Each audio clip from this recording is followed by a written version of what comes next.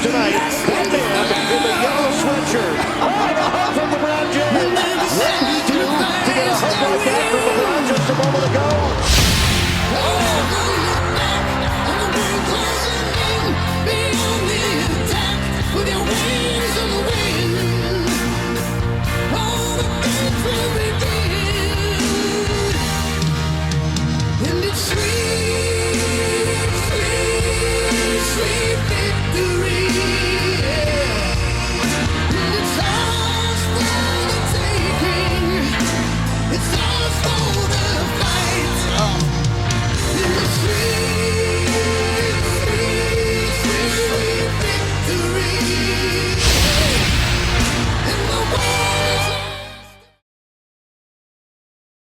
Humans have always needed tribes. Thousands of years ago, your tribe was your family, your village, your entire world.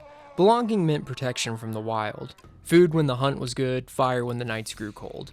Exile, that was a death sentence. To be cast out of the tribe meant to face the wolves alone. And this wasn't metaphorical either. It was actual wolves. Wolves with sharp teeth, glowing eyes, and zero concern for your gluten allergy.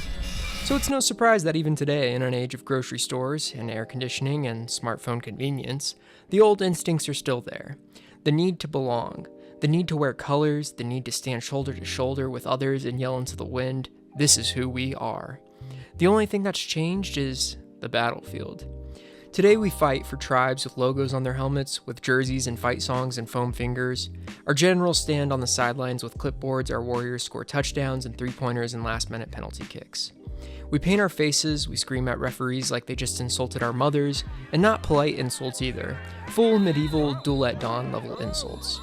We cry when people we've never met lose a game on the other side of the planet. We've traded war paint for face paint, spears for overpriced nachos, and tribal chants for "Let's go Cowboys," screamed by someone named Randy in a beer-stained jersey. Most of the time it's harmless, fun even, a way to release the ancient instinct in a world that no longer has saber-toothed tigers to fight. Unless you count the DMV line. In that case, it's basically the same thing. But sometimes tribalism in sports doesn't stay in the stands. Sometimes the emotions boil over. Sometimes the loyalty turns sour. And sometimes what begins as a game ends in something darker. To understand why sports pull us in so deeply, we have to go back. Way back. The ancient Greeks didn't invent sports. People have raced, wrestled, and thrown things since the dawn of civilization. But the Greeks gave sports meaning. The Olympic Games weren't just athletic contests. They were religious festivals in honor of Zeus. City-states sent their best athletes to compete not only for victory, but for the gods' favor and their city's pride. Winners were celebrated as heroes, they got statues, poems, free meals for life. Their names lived on for centuries. The losers, well, they got to walk home explaining why they'd just embarrassed Athens in front of all of Greece. Yeah, sorry about that, guys. Next time we'll train with fewer wine breaks. Then came the Romans, who looked at Greek sports and said, let's add more blood. The Colosseum wasn't built for friendly competition. 50,000 people crammed into stone stands to watch gladiators fight to the death. Chariot racing teams, the blues, greens, reds, and whites, developed fan bases so passionate that in 532 AD, after a race dispute in Constantinople, the Nika riots erupted. For 5 days, the city burned. By the time it was over, 30,000 people were dead. Think about that. 30,000 people gone because someone's favorite team didn't win the race. Imagine losing a NASCAR event and accidentally overthrowing half the government. That was basically Constantinople in 532 AD. By the Middle Ages, sports tribalism lived on in jousting tournaments. Knights fought under banners of kings and dukes while peasants cheered, bet money, and occasionally punched each other in the beer line. These tournaments weren't just entertainment. They were displays of power, loyalty, and wealth, and beer-fueled regret. Fast forward to the 1800s, industrial cities gave birth to modern soccer clubs. Entire neighborhoods, factories, and rail yards rallied around their teams. Supporting a club wasn't just something you did on Saturday. It was a part of who you were. Your job, your street, your family. They all wore the same colors. The team represented your people. When they won, you won. When they lost, the whole community felt it. The tribal instinct had found its modern home. So why do we care so much? Why does the outcome of a game played by a stranger affect our mood, our identity, and even our sense of self-worth? Psychologists talk about in-group bias, the instinct to favor your own group over others. It's an ancient wiring. It kept our ancestors alive when the world was dangerous. Back then, loyalty to the tribe wasn't about sports. It was about survival. Today, the stakes are much lower, but the brain doesn't know that. It just knows that wearing the same colors as the people around you feels good, and seeing the other team lose feels even better. When your team wins, your brain lights up as if you won. This is called burging, basking in reflected glory.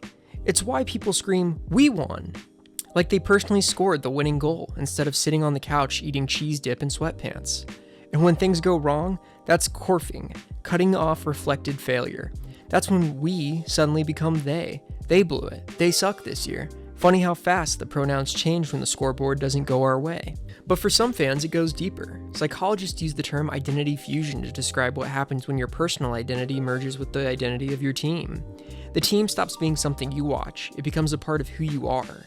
Their victories feel like proof of your own worth. Their defeats feel like personal humiliation. This isn't just a metaphor either. Brain scans of diehard fans show that team loyalty lights up the same neural circuits as personal identity, kinship bonds, and even religious faith.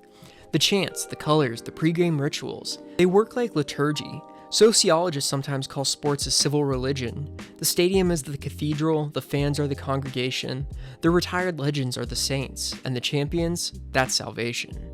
Add alcohol, decades of rivalry, and a bad referee call, and you have a recipe for chaos. Because once your ego is fused to the scoreboard, losing doesn't just sting, it feels like dying. Or worse, like losing to your brother-in-law's team at Thanksgiving and never hearing the end of it. Crowds have a strange power over the human mind. Psychologists call it de-individuation. The moment you stop feeling like an individual and start acting like part of a faceless mass. Alone, you might mutter at the referee under your breath, maybe shake your head like a disappointed parent. In a crowd of 50,000, you throw the beer cup. Suddenly you're auditioning for the role of angry projectile guy in the stadium drama. Alone, you'd never think of lighting a flare or storming the field. In a crowd, though, people follow impulses they'd normally ignore because the crowd gives them cover. The responsibility feels shared, so the guilt feels diluted. It's like splitting the check at dinner, except instead of money, it's felony charges. And then you add alcohol, the ultimate performance-enhancing drug for bad decisions. Sports stadiums sell beer by the gallon, then act shocked when the third quarter turns into a sociology experiment. Rival fans shout insults back and forth. A bad call gives them a common enemy. Someone throws the first punch, the police wade in like reluctant lifeguards at the world's worst pool party. And then you have headlines. But de-individuation is only part of the story. Crowds also experience emotional contagion. When one person yells, others yell back. When someone panics, fear spreads like wildfire. Anger works the same way, and if you want to see emotional contagion in its purest form, watch a stadium celebrate a last-minute goal. People who have nothing in common outside those walls suddenly hug like long-lost family members, reunited at the airport. In that moment, they're best friends. By next week, they won't remember each other's names.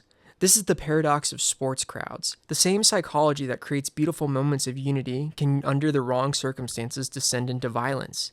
Because the tribal instinct doesn't care whether it's celebrating or rioting, it only cares about intensity. History, unfortunately, gives us way too many examples. In 1969, Honduras and El Salvador faced off in the World Cup qualifiers. Tension between the two countries were already high over immigration and land disputes. But the matches became the spark in a room full of gasoline, and Honduras won the first game. Riots broke out. El Salvador won the second, more riots. When El Salvador won the third game, soldiers crossed borders for 4 days. The nations fought in what would become known as the Soccer War. Officially, the conflict was about politics, but let's be honest, soccer lit the fuse. Because nothing says diplomacy like tanks rolling in after a corner kick. Then there's the Heysel Stadium disaster in 1985. Liverpool versus Juventus, two of Europe's most storied clubs, met in the European Cup final. Before the game even started, English hooligans charged Italian fans. People panicked, a wall collapsed under the pressure of fleeing crowds. 39 people died, 600 were injured, all before the first whistle blew. UEFA banned English cups from European competition for 5 years. An entire nation's football culture was stained by one night of tribal madness. And this wasn't even about the game itself. And then, of course, we have the malice at the palace. The Indiana Pacers versus the Detroit Pistons. 2004. A hard foul. Some shoving. A fan throws a drink at Ron Artest. Big mistake. Huge mistake. Players charge the stands. Fans swing back. It looked less like basketball, more like someone accidentally hit the start riot button on a video game. The league handed out the harshest suspensions in NBA history, but the footage lives on as the night professional basketball turned into professional wrestling. Soccer, though, has given us the darkest tragedies. In 2012, after a game in Port Said, Egypt, rival fans flooded the field. 74 people died, hundreds were injured. Investigators blamed everything from poor security to political tensions after the Arab Spring. Whatever the reason, the stadium became a battlefield. And these are only well-known cases. Smaller riots happen all the time in local derbies, in promotion playoffs, even in youth tournaments where parents brawl on the sidelines, while confused 8-year-olds wonder whether they caused this because they missed that open goal. The lesson is the same. When identity, emotion, and rivalry fuse together, the line between sport and war gets thin. Sometimes it disappears entirely. Sports tribalism doesn't always stay local. Sometimes it goes global. During the Cold War, the United States and the Soviet Union turned every Olympic game into a proxy battlefield. Gold medals weren't just athletic victories. They were proof that capitalism or communism was on the superior system, because apparently GDP and nuclear stockpiles weren't enough. We also needed gymnastics scores to decide the fate of humanity. When the Soviets beat the US in basketball at the 1972 Munich Olympics, under controversial circumstances, Americans called it a robbery. When the US hockey team stunned the Soviets in the 1980 Miracle on Ice, it became a national myth, a moment of Cold War theater performed on skates. Even boycotts became weapons. The US skipped the 1980 Moscow Games to protest the Soviet invasion of Afghanistan. The Soviets retaliated by skipping Los Angeles in 1984. Athletes trained for years only to become pawns in geopolitical chess because sports had become the stage where tribes called nations fought for pride without bullets. The irony is that the modern Olympics movement was founded to unite the world. Pierre de Coubertin, the Frenchman who revived the games in 1896, believed the international sports would promote peace through friendly competition. The important thing in the Olympics games, he said, is not to win, but to take part. Tell that to the countries counting medals like they're nuclear warheads. Tell it to the athletes whose big moments get overshadowed by political protest, boycotts, and propaganda. The Olympic ideal dreams of unity. The Olympic reality often looks like tribalism with better branding and more corporate sponsorship. So why do sports stir such extremes? Psychologists point to several overlapping forces. First, there's the frustration-aggression theory. When people feel blocked from achieving goals, they lash out. A bad call from a referee, a last-second loss, decades without a championship. All of it builds frustration that can explode at a very wrong moment. Then there's dehumanization. Rival fans stop being people and become the enemy. It's easier to scream insults, throw bottles, or start fights when you stop seeing individuals and only see colors, jerseys, or flags. Finally, there's territoriality. Stadiums feel like sacred grounds. Opposing fans become invaders. Psychologists have found that even animals show territorial aggression when outsiders enter the space. Humans just replace claws with the beer cans and questionable chants. Them together, frustration, dehumanization, territoriality, and you get a powder keg. Light the fuse with alcohol or politics, and the results make headlines. But tribalism isn't always ugly. Sometimes it creates moments of beauty. After the Boston Marathon bombing in 2013, the city's sports team, the Red Sox, the Bruins, the Celtics, the Patriots became symbols of resilience. Boston Strong wasn't just a slogan. It was a rallying cry. Games brought people together when the city needed healing. After Hurricane Katrina, when the New Orleans Saints returned to the Superdome, their game carried the weight of an entire city's recovery. Fans cried in the stands. Players spoke on feeling like they represented more than a football team. Even bitter rivals show unity in tragedy. When players collapse on the field, when disaster strikes communities, when the world mourns together, sports remind us that before we were fans, we are human. Sports give us belonging, identity, and passion. They turn ordinary days into grand events. They let us feel the thrill of victory and the sting of defeat without real-world consequence, at least most of the time. When loyalty turns into hatred, when rivals become enemies, when games spill into violence, the spirit of sport is lost. The whole point was to replace war with play, to compete without killing each other. The answer isn't to care less, it's to remember why we cared in the first place. To celebrate without hating, to cheer but without dehumanizing, to let the game end when the whistle blows. Because at its best, sports bring out our shared humanity. At its worst, they remind us how fragile that humanity can be. And maybe the real victory isn't just on the field. Maybe it's learning where the line is and staying on the right side of it. Because in the end, it's just a game, isn't it? If you enjoyed this video, make sure you show support by liking and subscribing. I really hope you appreciate this one, and I'll catch you on the next. Peace out.